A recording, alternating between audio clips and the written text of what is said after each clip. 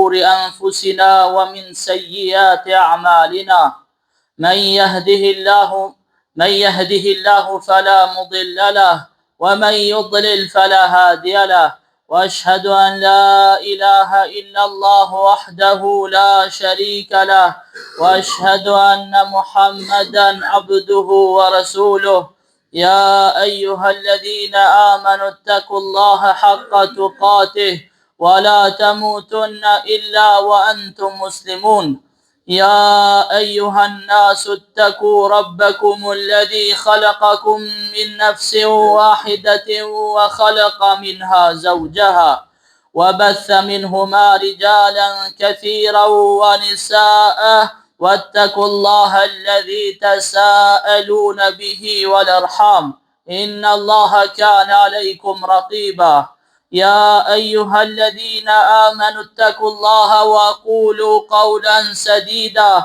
يصلح لكم أعمالكم ويغفر لكم ذنوبكم ومن يطع الله ورسوله فقد فاز فوزا عظيما رب اشرح لي صدري ويسر لي أمري واحلل عقدة من لساني يفقه قولي أما بعد. Me të vërtet lavdërime dhe falenderimet I takojnë vetëm Allahut. Ata e falenderojmë dhe vetëm prej Tij ndihmë dhe falje kërkojmë. Kërkojmë mbrojtjen e Allahut prej gabimeve tona dhe prej punëve të këqija tona. Atë që Allahu e udhëzon nuk ka kush e lajthit, dhe atë që e lajthit nuk ka kush e udhëzon. Dëshmoj se nuk ka zot tjetër që meriton të adhurohet pos Allahut dhe se Muhamedi alayhi salam është rob dhe I dërguar I Tij. Ne shpesh kena dëgju se si në Evropë babai ndahet prej të birit, apo biri ndahet prej babait. Ato e kanë një filozofi. Ato e kanë një filozofi që thot, nëse ti nuk ju shërben interesave të mia, pse unë duhet me të shërbi ty? Pse unë duhet me kujdes për ty? Pse unë duhet me dhëm parë ty? Na shpesh e kena dëgjuar për Evropë, shkojnë në restoran, baba pagun veç, djali pagun veç. Nana pagun veç, qika pagun veç. Ato e kanë këtë ideologji materialiste. Unë e të ndihmoj ty deri sa kam interes për ty. Kur s'kam interes për ty, pse më të ndihmon e tyja? Ndërsa kjo është në kundërshtim me vlerat islame. Kjo është në kundërshtim me islamin.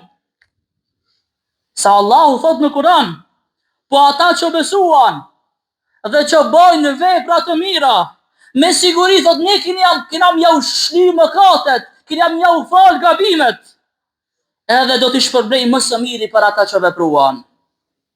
Nëse musliman kur e bojnë një të mirë, se bojnë pëse kena interes për dikan, që ndimojna që nesër me në ndimu neve, të bojnë në fëmi që ato mu kujdes nesër për neve. Jo, në islam nuk është kështu. Na çdo pun e bojnë për hir të Allahut, e bojnë veprën dhe gjujnë ndeti, dhe spritmi prej asoj vepre na me na u kthy prej atij njeri që I ndihmojna.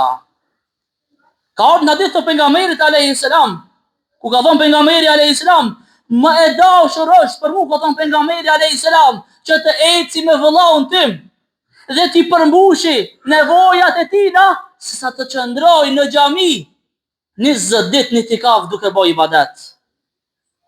Çfarë vlerë të madhe ka që mi ndihmu dikujna, sidomos mi ndihmu vëllaut tënd.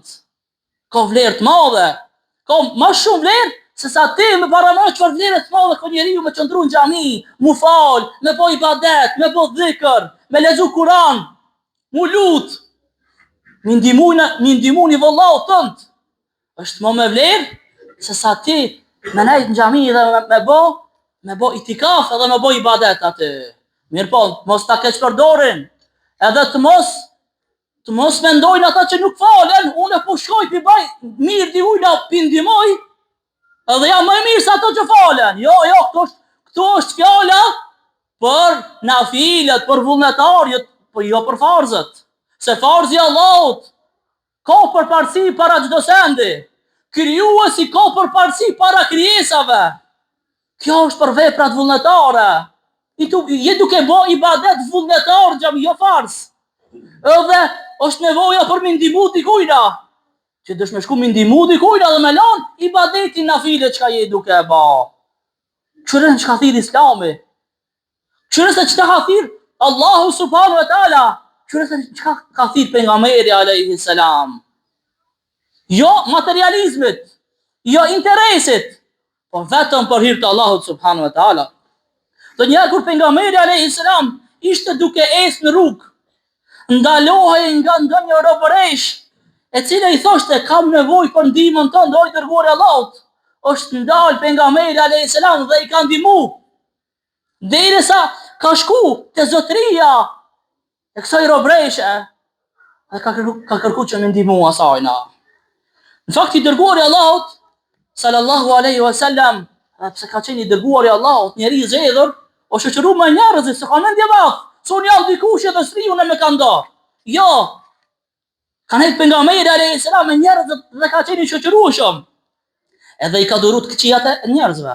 Se si trish me njerëzit, patjetër se dush me duru ato. Dikush ka me ta thoni fjalë të keqe, dikush ka me ta bëni vepër të keqe, patjetër se sabri do të mungon në çdo kohë dhe në çdo moment edhe në çdo vend. Muslimani, besimtari do të mos rrisë me sabrin dhe me durimin, me sabër dhe me durim. Se nëse nuk ki sabër dhe s'ki durim, atëherë ti do t'jesh i dështuar në jetë. S'ka hajër prej teje.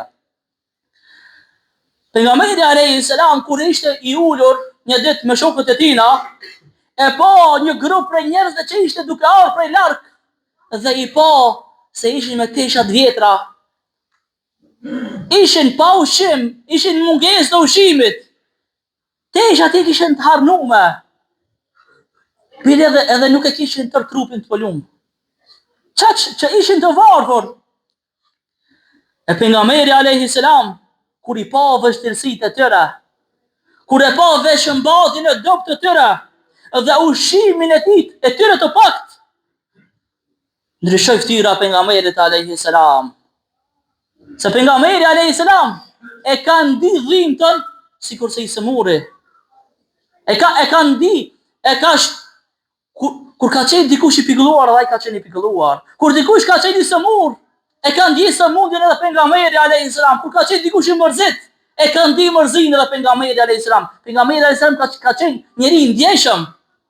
S'ka qenë njeri i thartë.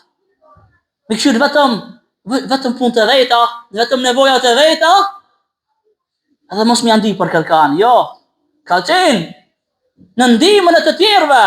Sa ka pas mundësi pejgamberi alayhi salam. Kur erdhën këto, çka grup prej njerëzve, pa tesha, me tesha të shkosta, në mungesë ushqimit, po shkon në shtëpinë e vet pejgamberi alayhi salam, mos po gjejnë diçka në shtëpinë e vet me dhon këtyre sadaka. Ndonjë pjesë të teshës apo ndonjë pjesë të ushqimit, shkoi pejgamberi alayhi salam kur gjë nuk gjet në shtëpinë e vet për me dhon këtyre. S'kish. Shkoi prej kësaj dhome, shkoi te gruaja tjetër, te dhoma tjetër pejgamberi alayhi salam, dhe nuk gjeti asgjë pejgamberi alayhi salam, edhe i erdh shumë kaç atina. Edhe pejgamberi alayhi salam pe fal namazin e kindis, bashkë me sahabët, bashkë me shokët e tina, pastaj po ngritet në hutbe. Edhe po nis mi këshillu shokët e tina, po nis mi këshillu sahabët e tina. Edhe pi thot se Allahu ka thënë në librin e tina, o ju që besuat, o ju besimtar, kini frikë Allahun, edhe le të shikoj se çka ka bërë për nesër. Le të shikoj se cili për juve se çka ka investuar për nesër. Çfarë vepra ka bërë për botën tjetër, çfarë vepra ka bërë për ditën e gjykimit. Se cili le të shikoj tek vetja e vet. Se sa ka investuar për ahiret. Këtë dojna me investu në këtë botë, me bë parën këtë botë, me bë pasoni, me bë të mira, a për ahiret, çka kina bë na? Çka kina investu na për ahiretin ton? Çka kina investu na për xhenetin ton? Këtë dojna me hinë xhenet. Çka kina vepru për xhenet? Çfarë vepra kina bë për mu kon banorët e xhenetit? Se cili njeri dut me mendu këta, edhe mu përmirësu, edhe me shtu veprat e mira. E lexoj këtë ajet. Pejgamberi alayhis salam dhe pi lexon edhe ajete tjera ku pi përkujton sahabët edhe shokët e tina. I lexoj shumë ajete, i këshilloi besimtarët me Zot të lartë pejgamberi alayhis salam dhe tha: jepni sadaka para se të vi kohë kur s'keni me mujt me dhënë sadaka. Jepni sadaka para se të pengoheni prej sajna. Sa i keni shansën, keni pasuni, keni të mira, jepni. Se ka marrë kohë s'ki me pas. Jep tash. Investo tash për ahiretin tanë. Edhe, po nisën sahabët. Ishte namazi i kindis, pas namazit e kindis, në hutbë pejgamberi alayhis salam duke i këshillu, u çu njani dhe i dha disa dirham, u çu tjetri i dha disa dinar, një tjetër dha mill, një tjetër dha elb. E tha pejgamberi alayhis salam, tha mos e shikoni të vogël atë që njerëzit mund ta japin sadaka. Mos e kërp sa shumë e vogël, është 5 dinar, 10 dinar, por dikant mund të më kanë shumë. Ose nëse është e pak, ku ne edhe 10 veta, 100 veta, prej pak, pika dhe mushët pusi, edhe i ndihon dikujna. E ban që dikush me busesh, e ban që dikush mi u largu pikëllimi, edhe mi u busesh ftyra, mi u kthi harmonia dhe lumturia në jetë. Se cili prej neve është mirë, që më konë sebeb për një projekt hajrit, më konë sebeb që më ndihmu dikujna. E kini këshi, më ledhën këshillaki, hajde ti ndihmojna këshijës tonë, sa është nevoj. O shoshnia, njëri prej shokëve është i dopt, ka nevoj, një dhe shoshnia, hajde ti ndihmojna. Më bën njeri sebeb në projektet hajrit. Allah na mëson të gjithëve. Edhe po thot pejgamberi alayhis salam, kush e inicon një praktik të hajrit, kush i anis një vepër të mirë, ai do të ketë shpërblimin e atij, shpërblimin e tina dhe atina që vepron pas atina. E ka thonë pejgamberi alayhis salam, kush e inicon një vepër të keqe, kush i anis një vepër të keqe dhe tjerë të pasojnë ata, ka gjunahun e vetë dhe gjunahun e atyre që do ta pasojnë ata. Sipas veprës, sipas njëjtit që ashtu e ki edhe shpërblimin. Nëse një projekti të hajrit, përveç se kime pas shpërblimin tanë, kime pas edhe shpërblimin e atyre tjerëve që japin pas teje. Njerëzit u ngritën dhe shkuan në shtëpi, pas namazit e kindis, se cili duke shku dhe duke kërku në shtëpinë e vetë, se çka kanë me dhënë për sadaka. Edhe u mblodh një sasi e teshave, u mblodh një sasi e ushimit. Atëherë, te i dërguari Allahut sallallahu alaihi wasallam u pa ftyra e tij që shëndriti si hana, u gëzu pejgamberi alayhis salam, u gëzu për veti. Se këto sadakaja si ka marrë pejgamberi alayhis salam, se ka qenë haram për pejgamberin alayhis salam me pranu zeqat ose me pranu sadaka. S'ka marrë ai sadaka pejgamberi alayhis salam. I ka pranuar vetëm dhuratat. U gëzu pejgamberi alayhis salam që është duke ju ndihmu të tjerëve. E kur Aisha u pyet për sjelljen e pejgamberit alayhis salam, ajo tha, ai pejgamberi alayhis salam i përmbush nevojat e familjes ose i shërben atyre. Po se cili prej neve jena të obliguar që mi shërbi familjes, mi shërbi personave të afërm, mi shërbi shoqërisë dhe njerëzve në përgjithësi. Elusë Allahu në madhruar me na bot hajrit ku do qena, në çdo vend, në çdo kohë dhe në çdo zaman. Elusë Allahu në madhruar me na bot sebeb për projektet hajrit. Elusë Allahu në madhruar me na bot sebeb që më ndihmu njerëzve, më ndihmu skamnorëve, fukarave dhe jetimve. Elusë Allahu në madhruar me na fal me faljen e tij të madhe, me na mëshiru me mëshirën e tij të madhe.